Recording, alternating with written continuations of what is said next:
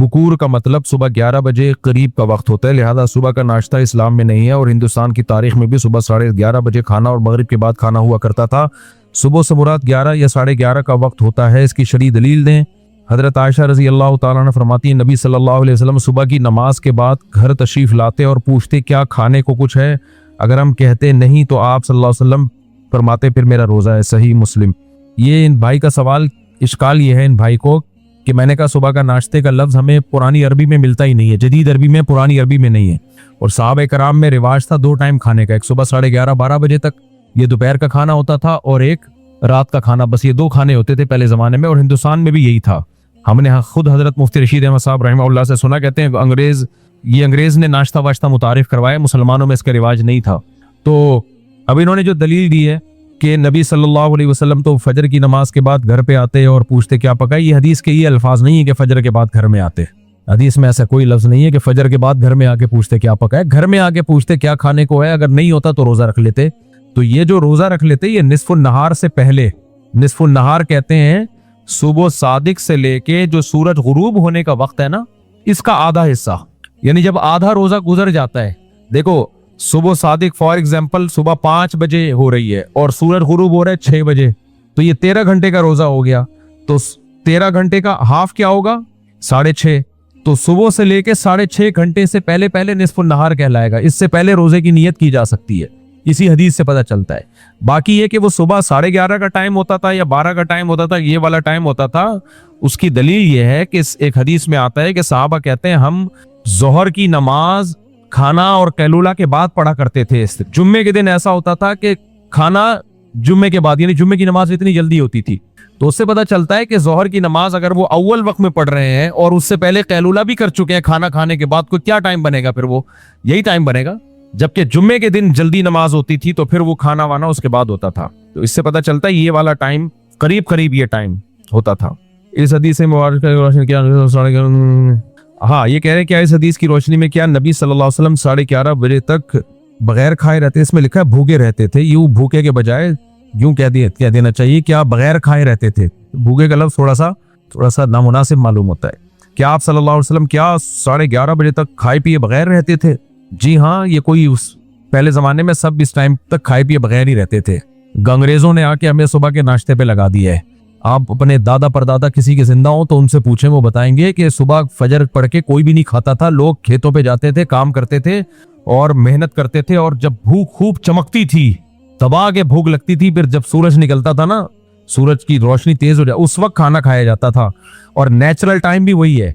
हकीकत ये है कि फजर के बाद भूख लगती भी नहीं है, चाहे कई घंटों का नागा हो। हमारी बॉडी सनलाइट के साथ सेट हुई हुई है। अब आप देखो, अक्सर लोग सुबह शुगर चेक करते हैं, बढ़ी हुई होती है। बॉडी का एक अलग से मैकेनिज्म है, वो इतना पेचीदा है कि उसको समझना पूरी तरह मुमकिन नहीं है। अब सुबह चूंकि अल्लाह ताला चाहते हैं, अल्लाह ताला कुरान में क्या कहते हैं, हमने दिन को कामकाज का जरिया बनाया, रात को सोने का, और दिन को वजअलना नहारा माशा। तो दिन जो है ना, तो दिन चढ़ते ही बॉडी को चाहिए कि काम करे वो। तो इसलिए अल्लाह ताला ने सुबह के वक्त में खास एक एनर्जी अलग से पैदा की होती है हमारी बॉडी का। सुबह को शुगर लेवल, हालांकि कई घंटों से खाया पिया नहीं होता हमने, तो वो इसीलिए बड़ा होता है कि उसको आप काम में लेकर आओ। हम और पराठे फोड़ के और बढ़ा देते हैं वो। तो जब आप नेचुरली सुबह भूख लगती भी नहीं है, फजर के बाद नहीं लग रही होती भूख, इल्ला ये कि आदत डाल लो। तो कोई भी जानवर देख लो आप, सुबह सुबह उठते हैं, गड़ाइयां लेते हैं, रात को मगरिब के बाद वो अपने डड़बों में चले जाते हैं। तो सुबह निकलो, आप काम काज करो, फिर आपकी भूख चमक उठने लगेगी, फिर आप खाओ, मजा ना आए पैसे वापस। लेकिन हम लोगों ने अपनी बॉडी को खराब कर दिया है, वो अब सेट होने में टाइम लगेगा। खराब हो चुकी है हमारी बॉडी, नेचर पे थोड़ी है। बहरहाल नाश्ता कर ले, कोई खिलाफ शरा नहीं है। ये कुछ मैंने तो नेचुरल बताया कि नेचुरल क्या है, 2 टाइम का खाना है। बाकी कोई नाश्ता कर रहा है तो कोई वो कर ले, डॉक्टर अगर किसी को कह रहे हैं कर ले, मेरे से पूछ के ना करे, खुद ही कर ले। क्या पूछ रहे हैं मिशकात भाई? अभी एक यूट्यूबर है, उनकी वाइफ ने एक पोस्ट लगाई है, उसमें उन्होंने ये कहा कि अगर 4 शादियां ज़रूरी होती तो हज़रत आदम अलैहिस्सलाम जब तन्हा थे तो हवा एक बीवी के तौर पे भेजी। अगर ज़रूरत होती तो 4 बीवियां भेजते ताकि एक मर्द के लिए 4 बीवियां होती। और दोस्तों का ग्रुप भी नहीं बनाया कि दोस्तों में जाएं। हज़रत आदम अलैहिस्सलाम की जो सिर्फ एक बीवी थी ना, उसमें हिकमत थी, ताकि तमाम इंसानों का बाप भी एक हो और माँ भी एक हो। ये हिकमत थी। अगर आदम अलैहिस्सलाम की ज्यादा बीवियां होती तो फिर हम सब एक माँ की औलाद ना होते। तो मुसावात पैदा करने के लिए अल्लाह ताला ने आदम अलैहिस्सलाम की सिर्फ एक बीवी रखी, लेकिन उनकी औलादों को इजाजत दे दी कि जितनी चाहे शादियां करो। ये तो इस्लाम ने आके 4 में बंद किया है, वरना इस्लाम से पहले 4 से ज्यादा की इजाजत थी। समझ में आ रही है बात? तो ये आदम अलैहिस्सलाम में हिकमत थी जिसकी वजह से अल्लाह ने उनको एक बीवी दी है, क्योंकि इन्ना खलकनाकुम मिन ज़करिन व उनसा, कुरान कहता है हमने एक मर्द और एक औरत से पैदा किया है। बीवियां ज्यादा होती हैं आदम अलैहिस्सलाम की, तो फिर हम कोई किसी माँ की औलाद, तो फिर आपस में लड़ाई झगड़े होते। सही है। बाकी बार बार मैं कहता हूँ, हाँ वो आमिल तो रह ही गया बेचारा, बस जल्दी से मुख्तसर समेट देता हूँ बात को। तो अल्लाह ताला ने मुझसे ये दीन की खिदमत दी है, इसमें मुझे फख्र है कि कई औरतों की शादियां हुई हैं, इतनी दुआएं दे रही हैं, और खुद भी अपने आप को अजाब से निकालो, शहवत के अजाब से ना, गैर जरूरी मुजाहिदों से निकाह करो, हलाल में तस्कीन मिल जाएगी। अच्छा, बाज लोग ये कहते हैं तो मजे के लिए शादी कर रहे हैं, कोई बात नहीं, मजे के लिए निहारी जब खा सकता है अपने पैसों से, तो मजे के लिए शादी भी कर सकता है। क्या ख्याल है? मजे के लिए 12 अंडे खाते हो आप कितने डेली? वैसे अंडे से बेहतर कोई ग़िज़ा नहीं है, मैं आपको बताऊं। अंडे को हम लोग बहुत हल्का लेते हैं, अंडे को हल्का नहीं लिया करो। अंडे से चूजा बनना होता है, तो चूजे से मुर्गी, तो मुर्गी में जो कुछ है अकेले एक अंडे में अल्लाह ने रखा है वो सब कुछ, तो इसलिए हाफ बॉयल अंडे फोड़ दिया करो तबीयत से। और अंडा नुकसान नहीं देता, ये 6, 7, 8 अंडे कुछ नहीं कहते अगर रोटी चावल ना खाया जाए। खैर, तो ये जो अल्लाह ने मुझसे काम लिया है ना, ये शादियां वादियां, ये मैं इसको बहुत बड़ा काम समझता हूँ। इसमें बहुत सारी औरतों के घर बसे हैं, बहुत सारी औरतों के घर बसे हैं। अगर वो उन बेचारियों को, तो पीरों ने यही कहा हुआ था कि और ये करो, डिप्रेशन में जा रही थी, जिना में जा रही थी, अल्लाह ने करवा दी उनकी शादियां। और दूसरा काम जो आमिलों के खिलाफ मैं बोलता हूँ ना, अल्लाह ताला शायद मुझे इस पे बख्श दे। अल्लाह कहे तेरे अमाल में और तो कोई नेकी नहीं थी, तूने जो इन फ्रॉडियों और बेगैरतों के खिलाफ जो बोला है ना, और 1 नंबर आमिलों के खिलाफ बोला, मैंने 2 नंबर के खिलाफ तो लिफ्ट ही नहीं कराता मैं, चाहे वो देवबंदी हो, चाहे वो रेमंड का मुकीम हो। अल्लाह तो इसी पे शायद मुझे बख्श दे कि इन बेगैरतों की जो तूने चित्रौल लगाए हैं ना, मजहब के नाम पे ये उल्लू बनाते हैं। तो ये हकीम तारिक चौथाई के खिलाफ मैं नहीं बोलता, आप तो खुद नाम ले लेके पूछते तो मैं बोल देता हूँ। मैं तो सबको ऐसा समझता हूँ, सबको ऐसा समझता हूँ। तो ये तो सारे एक ही जैसे होते हैं। तो ये तो अल्लाह इतना खुश होता है, अल्लाह कहता है कोई एक तो है जो इन बेगैरतों के पोल पटिया खोल रहा है। और ये मजहब का लेबल नहीं लगाते तो मैं बोलता भी नहीं। बहुत सारी दुनिया में फ्रॉडी, हम कोई सबके खिलाफ थोड़ी बोलेंगे। ये लोग मजहब का लेबल लगा के, देखो पीर और मुर्शिद या रूहानियत किसे कहते हैं? आपको गुनाह छुड़वाए, आपके दिल में अल्लाह की मोहब्बत डलवाए। ये जिन चुड़ैल भूत भगाना कोई रूहानियत वहानियत नहीं है, पादरी लोग ज्यादा कर रहे होते हैं। हिंदुओं में ये चीजें ज्यादा है, पादरियों में जाओ वो यही कर रहे होगे, तुम्हारे पर आसेब है, जिन चुड़ैल भगा रहा हूँ। ये कोई रूहानियत वहानियत नहीं है, ये रूहानी सेंटर खोल के बैठे हुए हैं। अच्छा मेरे बोई, इसलिए मैं खानका का आदमी हूँ, मुझे पता है सूफी अंदर से बड़ा जरखेज होता है। ये किसी वजीफे से ठीक नहीं होते, ये अल्लाह ने रखे इसलिए ताकि ना चाहते हुए भी औरत को अपने निकाह में लाओ, उससे नस्ल बढ़ाओ, उसकी कफालत करो, उसको भी खुश रखो, खुद भी खुश रहो, उसको खानदान मिले।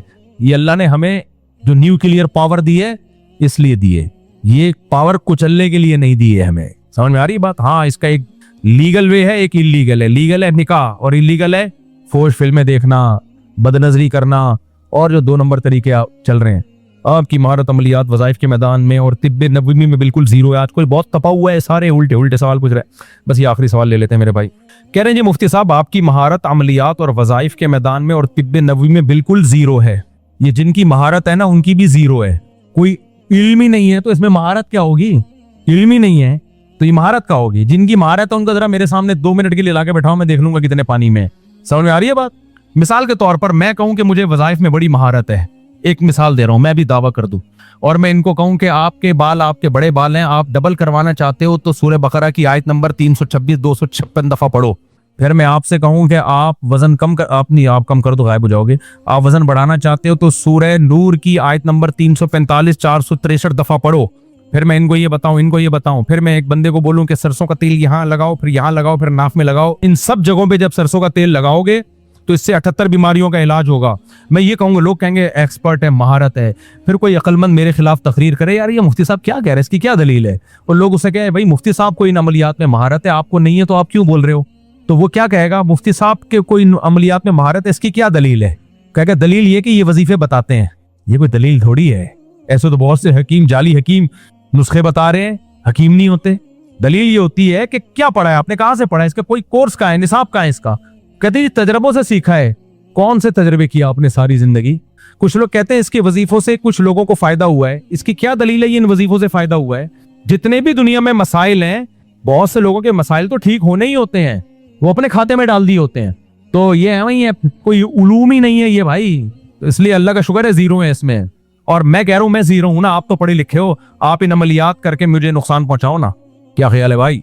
हम जीरो हैं अमलियात और वजाइफ में, आप तो वजीफों के मास्टर हो। आपको तो पता है कि कौन से वजीफे से किसको क्या नुकसान होगा। मैं यहाँ बैठा हुआ हूँ, सारी चुड़ैलें, जिन्नात, भूत, रूहानियात, अमलियात, फलीते पलीते, जादू टोने करो मेरे ऊपर, मैं बैठा हुआ हूँ। भाई बात 20 साल से ये मैं चैलेंज कर रहा हूँ, कमबख्त एक बाल मेरा नहीं गिरा सके। कुछ बाल मेरे गिरे थे, वो भी हेयर ट्रांसप्लांट के जरिए, ट्रांसप्लांटेशन के जरिए आ गए वापस। थोड़े से बाल गिरे थे, वो भी इसलिए नहीं गिरे, तो चारियां भी तो इतनी की हैं, तो बाल भी नहीं गिरेंगे तो अब क्या होगा? क्या ख्याल है? फिर भी अल्लाह का बड़ा फजल है, इनके अमलियात फलीते पलीतों की वजह से 51 साल का हो गया, सर के सारे बाल काले हैं मेरे अभी तक ओरिजिनल। इतने वजीफे ये मेरे खिलाफ पलीते फलीते। और आप कैसे, एक आमिल ने मुझे बोला कि असल में तेरे पे असर इसलिए नहीं होता कि तू खुद वजीफे पढ़ के हिसार खींचता है। मैंने कहा हम तो जीरो हैं भाई इस फील्ड में, वजीफों की फील्ड में। खुद ही ये लोग कहते हैं कि इसको वजीफों का क्या पता।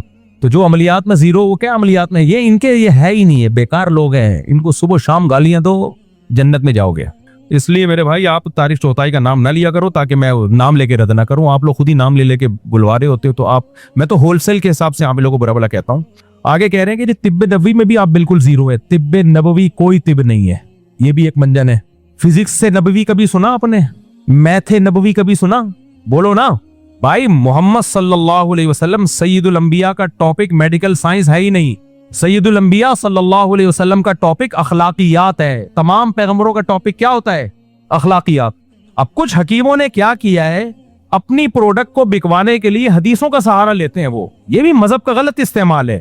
ये जो हकीमों में तिब आई है, ये तो तिब्बे यूनानी है, ये यूनान से आई है, ये यूनान से आया है। ये जैसे मेडिकल साइंस अंग्रेजों से आई है ना, तो ये तो यूनान से, ये तो गैर मुस्लिमों का इल्म था। फिर मुसलमानों ने लिया तो बहुत तरक्की कर दी उसमें, बड़े बड़े हकीम दुनिया में गुजरे, अब भी मौजूद है। नबी सल्लल्लाहु अलैहि वसल्लम से हमें मेडिकल साइंस की चंद हिदायत मिलती हैं, बस। वो हिदायत बहुत जबरदस्त हिदायत हैं। कम खाओ, जब तक भूख ना लगे खाओ नहीं। कलौंजी के बारे में शिफा कुरान में शहद के बारे में है। कुरान में इंजीर और जैतून की अल्लाह ने कसम उठाई है। नबी सल्लल्लाहु अलैहि वसल्लम ने गंदुम के बजाय क्या इस्तेमाल की है? जौ इस्तेमाल की है। गोश्त भी इस्तेमाल किया है आप सल्लल्लाहु अलैहि वसल्लम ने। तो ये सब चीजें हैं, बस। अब इस पे पूरे उलूम की बुनियादें नहीं रखी जा सकती कि उसको तिब्बे नबवी का नाम देके आप किताबें छापना शुरू कर दें, मौजू मनगढ़ंत हदीसें उसमें लाना शुरू कर दें। जब भी आपको इलाज करना पड़ेगा, किसी पढ़े लिखे हकीम या किसी पढ़े लिखे डॉक्टर के पास जाना पड़ेगा, जो इस जमाने के लोगों पे तजर्बे करके, जो उसने कुछ चीजें 1400 साल पुरानी होती है, वो इस जमाने में इंप्लीमेंट नहीं हो सकती। वो समझ में आ रही है बात? देखो, इस्लाम ने क़यामत तक के लिए आया ना, तो कुछ चीजों में लचक रखी है इस्लाम ने, ताकि वो हर जमाने में चल सके। तो तिब्बे नबवी नहीं होता भाई, चंद चीजें नबी सल्लल्लाहु अलैहि वसल्लम से हमें मिलती हैं, बस। तो वो ठीक है, वो तो कोई भी यूज कर सकता है, उसके लिए तो कोई बहुत ज्यादा पढ़ा लिखा होना भी जरूरी नहीं है। लेकिन उसकी बेस पे लोगों ने पूरे उलूम की बुनियादें रख दी और पूरे जो है वो पूरे मेडिकल साइंस रख दी। गलत है। अच्छा भाई अंकल कहते हैं कि आप इन मसाइल में आपकी कम इल्मी और लाइल्मी की बुनियाद गुफ्तगू से एहतियात फरमाएं तो आपकी मेहरबानी होगी और उम्मत बिला वजह जहरी इंतशार का शिकार होने से बच जाएगी। उम्मत को इन तिब्बे नबवी के नाम पे जो हकीम है, इन्होंने जहनी इंतशार में डाला हुआ है। कितने हकीमों को मैं जानता हूँ, कमबख्तों ने कहवे पिला पिला के लोगों को हार्ट अटैक करवा दिया है। कोरोना के दिनों में तिब्बे नबवी के नाम पे कहवे आए हैं कि नहीं आए हैं? मैं ऐसे लोगों को जानता हूँ जिन्होंने वो कहवे पी और इंतकाल कर गए। डॉक्टर कह रहे टीका ठुकवा ले जाके, एक वैक्सीन लगवा ले जाके, नहीं ठुकवाया, कहवा पिया, मार्केट से शॉट।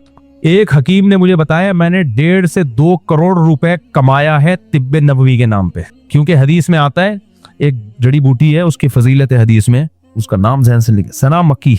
अभी अच्छी है, पेट के लिए अच्छी है, कब्ज नहीं होता। बहुत सी बीमारियों का इलाज तो कब्ज खत्म करने से है। तो एक हदीस में साइन है, बस।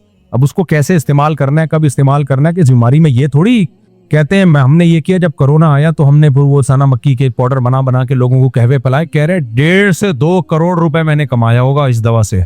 लेकिन जिनको पिलाए हैं ना, उनकी रिपोर्ट नहीं तलब की, क्योंकि उनको लगे मोशन। और बीमारियों में आपको मोशन लग गए तो एक दफा का मोशन तो ठीक है जी, पेट वेट साफ हो गया। 2-3 दफा में मोशन तो वैसे ही आपका इम्यून सिस्टम खत्म, और कोविड का हमला तो ऐसे पे कम होगा या ज्यादा होगा? तिब्बे नबवी के नाम पे उनके जनाजे हो गए। हकीम साहब 1.5-2 करोड़ रुपए अल्हम्दुलिल्लाह कमा लिए उन्होंने। तो ब्लड प्रेशर का इलाज भी इनके पास, फलाने का इलाज भी है, फलाने। ये डॉक्टर पागल है यार इतनी। आपको पता है जो रिसर्च होती है ना, जब नई मेडिसिन पर, मेडिकल करोड़ों अरबों रुपए खर्च होते हैं एक एक मेडिसिन पे, करोड़ों अरबों रुपए। उसके बाद जाके मार्केट में उसको लॉन्च किया जाता है। तो जहनी इंतशार का शिकार इन लोगों ने किया। लोगों को पढ़े लिखे लोगों से हटा के जाहिलों के पीछे चला दिया। और आमिलों के खिलाफ जब से मैंने बोलना शुरू किया, कितने लोग दिमागी तवाजुन खराब हो गया था, अल्हम्दुलिल्लाह ठीक हो गया। मेरे पास कितने केस आए हैं, बच्चे पे जिन आते हैं, बच्चे पे जिन आते हैं। मैंने कहा भाई किसी फौरन साइकेट्रिस्ट को दिखा के मेडिसिन ले लो, टाइम पे ठीक हो जाएगा। ज्यादा लंबी बीमारी हुई ना तो गया। और ऐसे लोग अल्हम्दुलिल्लाह, शुरू में जिन आया, डॉक्टर को दिखाया, गोली खाई, चंद दिन डॉक्टर की हिदायत पर अमल किया, जिन हमेशा के लिए मार्केट से शॉर्ट। ये लोग अगर इन लोगों के चक्कर में पड़ जाते हैं, ये नफ्सियाती बीमारियां जब होती है ना, मैं जिन का मुनकिर नहीं हूं, लाखों में किसी एक पे आ भी सकता है, तो उसका इलाज भी आमिलों के पास नहीं है। मस्जिद के मौलवी साहब से दम करा दो बस काफी है। तो जिन पे ये यानी जो 99% नफ्सियाती बीमारियां होती हैं, साइकोलॉजिस्ट या साइकेट्रिस्ट उसका बर वक्त इलाज कर लेता है। उसने पढ़ा है, बाकायदा एक इल्म हासिल किया है, मेडिसिन पे रिसर्च हुई है, तहकीकात हुई है, उनको पता होता है, वो देख के अंदाजा लगा लेते हैं कौन सा केमिकल दाएं बाएं हो गया। इसके बाज दफा कुछ भी नहीं होता, दिमाग का केमिकल आगे पीछे हो जाता है, वो मेडिसिन देके उसको सेटिंग पे ले आता है। तो शुरू में ये सेटिंग आसान होती है। जिन्होंने शुरू में इलाज कराया, फिटफाट हो गए, घूम रहे फिर रहे हैं, हंस रहे खेल रहे हैं। जो इन बेगैरतों के चक्कर में लगे हैं, ये बेगैरत वो होते हैं जो कहते हैं मैं दारुल उलूम कुरंगी का मुफ्ती हूँ, मैं जामिया रशीद का खलीफा हूँ, मैं फलाने का बिनोरी टाउन का। फिर ये इन चक्करों में पड़े और गए काम से, जिंदगियां हो गई बर्बाद। तो इसलिए मैंने लोगों को ज़हनी इंतशार से निकाल लिया, अल्हम्दुलिल्लाह, डाला नहीं इंतशार में। और यकीन नहीं आता, तुम भी ये जिन्होंने भाई ने पर्चा लिख के दिया, आमिल के पास जाओ, देखो फिर तुम्हारा हशर क्या होता है। हयातुल हैवान में कितने अमलियात में। और मेरे भाई मौलाना ये भी ये लोग कहते हैं मौलाना थानवी ने भी किताब, मौलाना थानवी की अपनी किताब नहीं, वो अमलियात कुरान। पूछना है कि जोहर की जमात का ये सवाल भाई का ये है कि यार यहाँ से भी कुछ सवाल ले लेना, बस एक दो सवाल लेके फिर सेशन खत्म करते हैं। ये फिर रखें, ये अगले में ये सवाल कुछ बाकी हैं, ये अगले। चलो भाई जल्दी स्पीड, आपको हमने बहुत ज्यादा देर बिठा लिया। दिल से दुआ अल्लाह ताला से मशवरा करते हैं। और कोई सवाल मेरे भाई जल्दी, शाबाश। वालेकुम अस्सलाम। क्या बोल रहा है भाई, केड़ा म्यूजिक? नातों में म्यूजिक ठीक नहीं है भाई। वो भाई सवाल पूछ रहे हैं मिशकात भाई, बस मजीद बारीक होने का ऑप्शन नहीं है आपके पास, उसके बाद फिर कुर्ता आ रहा होगा, उसको झाड़ के निकालना पड़ेगा। वालेकुम अस्सलाम। आम है जी तो ये आप बोलते हैं टोपी ड्रामा है जी। इस इशे वो आप होती जो लोग इसमें काम कर रहे हैं, जो बोलते हैं कि मैं क्योंकि बारे में हम उनसे बात करते हैं और क्या कहते हैं उनसे, तो इसमें आप होते ये जिन से बात नहीं कर रहे होते, ये क्या करते हैं, मिसमेरिज्म के माहिर होते हैं। तो वो आपको ऐसा लग रहा होता है कि ये दिमाग कैप्चर कर लेते हैं। ये एक इल्म है, अमलियात, दिमाग कैप्चर। ये गोरे भी जानते हैं ये इल्म, ये पादरी भी करते हैं, हिंदू भी करते हैं, सारे करते हैं। ये सीखा जा सकता है, लेकिन इससे अपनी खोपड़ी खराब हो जाती है। तो कोई उलूम नहीं है, ये एक तरह का जादू है। तो दिमाग कैप्चर हो जाता है उससे। और ये उन लोगों पे ज्यादा होता है जिनमें कुव्वत इन्फियालिया होती है, असर कबूल करने की, जो कॉन्फिडेंस लेवल जिनका ज्यादा होता है, उनको दिमाग नहीं कैप्चर होता। तो ये इस तरह के ड्रामे होते हैं। तो आपको ऐसा लग रहा होता है जिनसे बात कर रहे हैं। हैं। इस काम का सिर्फ एक तरीका जायज है कि आप ये काम ना करते हो, कोई आपसे दम कराने के लिए आ जाए, आप बोलो भाई मैं आयतल कुर्सी पढ़ के दम करूंगा, इतने पैसे लूंगा क्योंकि मेरा टाइम लग रहा है, बस इससे ज्यादा की इसकी हैसियत नहीं है। देखो, बुजुर्गों या उलमा की इत्तिबा दीन के इल्म के मामले में की जाती है। समझ में आ रही है बात? दीन का इल्म, कुरान और हदीस का इल्म, उसमें हम बुजुर्गों की इत्तिबा करते हैं। अमलियात कुछ है ही नहीं, तो उसमें क्या है? जो बुजुर्ग कहेगा भी तो उससे भी तो दलील पूछी जाएगी, आपके पास क्या दलील है इसकी? तभी जिन मुल्कों में आमिल नहीं है वहां जिन्नात भी नहीं है। सबसे बड़ी दलील यही है, जहां आमिल नहीं है ना वहां जिन्नात सिरे से है ही नहीं।